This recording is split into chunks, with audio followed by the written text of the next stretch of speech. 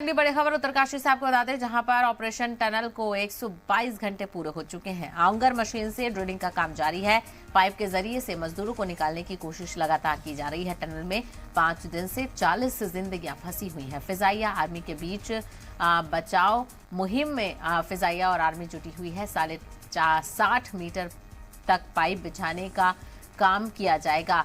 98 मुलाजमीन की team 3 shift में ये काम कर रही है। दिन रात ये कोशिश की जा रही है कि जल्द से जल्द कार्रवाई करके जो फंसे हुए मजदूर हैं उनको बाहर निकाला जाए, उनको बचाया जाए। तस्वीरें हम आपको अंदर की दिखा रहे हैं कि कितना मलबा यहाँ पर गिर गया और दोनों तरफ से जो सुरंग है वो ब्लॉक है, क्योंकि बीच का काम अभी बाकी रह गया था। दोनों साइड से ही काम शुरू हुआ था।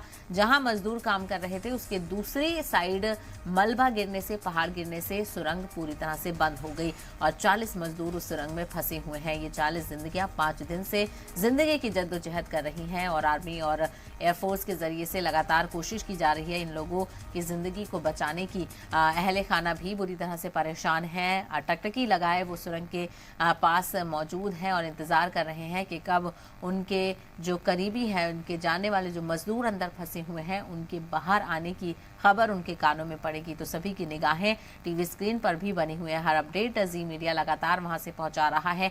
तेजी से कोशिश की जा रही है कि जो पाइप है उसको ऑंगर मशीन के जरिए से जल्द बिछाया जाए और पाइप के जरिए से ही उन मजदूरों को बाहर निकाला जाएगा। फिलहाल वॉकी टॉकी के जरिए से मजदूरों से राब्ता किया जा रहा है। सही उनकी हालत बताई जा रही है। पानी, खाने पीने का सामान भी भेजा जा रहा है। तो वहीं डिजास्टर मैनेजमेंट के सेक्रेटरी जनरल रजीत सिन्हा ने बताया कि नई हाई पावर मशीन से काम शुरू हो गया है। 1 घंटे में करीब 5 मीटर मलबा हटाने का काम हुआ है और कोशिश यही है कि कुछ घंटे बाद फंसे हुए लोगों को निकाला जा सके। डॉक्टर रंजीत सिन्हा सेक्रेटरी हैं डिजास्टर मैनेजमेंट के।